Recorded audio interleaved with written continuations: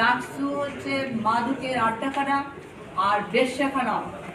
এটা তার মানে হচ্ছে ঢাকা বিশ্ববিদ্যালয়ের ছাত্রীদেরকে সেখানে বেশ্যা বলা হয়েছে।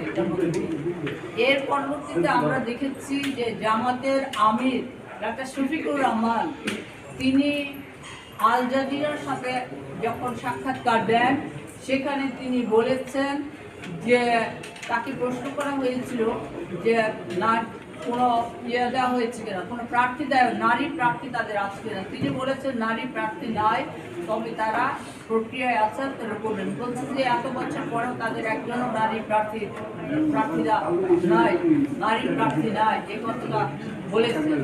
তার পরবর্তীতে আল জাজিরার সাংবাদিক আপনারা দেখেছেন যে তাকে প্রশ্ন করা হয়েছে যে জামাত ইসলামের আমির কোনো নারী হতে পারেন কিনা। তিনি বলেছেন ইম্পসিবল, সেটা কোনোভাবে সম্ভব না। আল্লাহ নারী এবং পুরুষকে ভিন্নভাবে তৈরি করেছেন। নারীরা রাজনৈতিক ক্ষমতার অধিকারী হতে পারে না, নারীর নেতৃত্ব দেওয়ার অধিকারী হতে পারে না, এই কথাগুলো বলেছেন। আর এর দুদিন পরে আপনারা দেখেছেন আরও দুঃখজনক ব্যাপার হচ্ছে, আমরা দেখলাম জামাত ইসলামের আমির তিনি তার ব্যক্তিগত ভেরিফাইড যে অ্যাকাউন্ট সেখানে তিনি বলেছেন যে নারীরা বাইরে যায়, বিভিন্ন কাজে যায়, বিভিন্ন পেশার সাথে যারা যায় তারা তাদের কাজটা সেটা পতিতাবৃত্তির সমান, মানে পতিতাবৃত্তি অর্থটা হচ্ছে পতিতাবৃত্তি। তার মানে হচ্ছে যে কর্মজীবী নারীরা, যে শ্রমজীবী নারীরা, আমাদের কোটি কোটি আমাদের শ্রমজীবী নারী এবং আমাদের কর্মজীবী নারী, আমাদের পেশাজীবী নারীরা কাজ করছেন, আমাদের ছাত্রীরা যারা কলেজ ইউনিভার্সিটিতে যারা পড়াশোনা করছেন তাদের সবাইকে কিন্তু ওই আমি শব্দটা উচ্চারণ করছি না, ওই ওই ওই ওই অশালীন ওই কুৎসিতভাবেই কিন্তু তাদেরকে দেখা হচ্ছে, কুৎসিতভাবেই কিন্তু তাদেরকে অবমাননা করা হচ্ছে, এরকম একটা অবস্থা। এই কারণে আমরা মনে করি এটা হচ্ছে নির্বাচন কমিশনের যে আচরণবিধি, সেই নির্বাচন কমিশনের আচরণবিধির সুস্পষ্ট লঙ্ঘন, এবং সেই কারণে আমরা প্রধান নির্বাচন কমিশনারের কাছে স্মারকলিপি দিয়েছি। এই কারণেই যে যেন আজকে নির্বাচনের আচরণবিধি লঙ্ঘনের দায়ে এবং নির্বাচন কমিশনের আচরণবিধি লঙ্ঘনের অভিযোগে ডক্টর শফিকুর রহমানের প্রার্থিতা বাতিল করা হোক। এটা আমাদের একটা দাবি। আমাদের আরও দাবি হচ্ছে সমস্ত শ্রমজীবী এবং সমস্ত পেশাজীবী কর্মজীবী নারীদের কাছে ডক্টর শফিকুর রহমান প্রকাশ্যে ক্ষমা চাইতে হবে। আমাদের আরেকটা দাবি হচ্ছে ডক্টর শফিকুর রহমানকে দুঃখ প্রকাশ করতে হবে।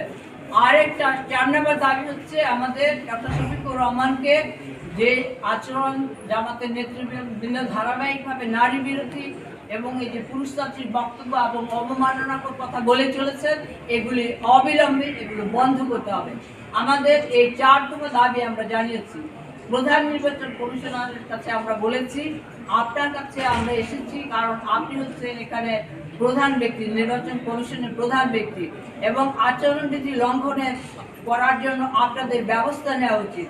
তাতে এই নির্বাচনে জনগণের আস্থা বাড়বে নির্বাচন কমিশনের প্রতি, যে আচরণবিধি যদি তারা লঙ্ঘন করেন কোনো প্রার্থী, তাহলে নির্বাচন কমিশন তার বিরুদ্ধে ব্যবস্থা নিচ্ছেন। এইরকম একটা আস্থা বাড়বে জনগণের নির্বাচন কমিশনের প্রতি।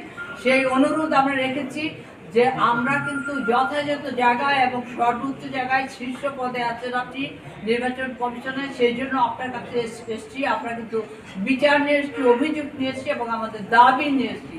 সেই দাবি কার্যকর করার জন্য আমরা তার প্রতি আহ্বান জানিয়েছি, অনুরোধ জানিয়েছি। এখন এখানে যে আমাদের যে নেতৃবৃন্দ আছেন আমরা সবাই মিলে এটা আমরা এই দাবিতে জানিয়েছি। তিনি আমাদেরকে বললেন যে আমরা নির্বাচন কমিশনে বসবো, আমরা কথা বলবো, আমি একা তো কিছু করতে পারবো না, আমরা কথা বলবো, কথা বলে কী করা যায় আমরা সেটা দেখবো।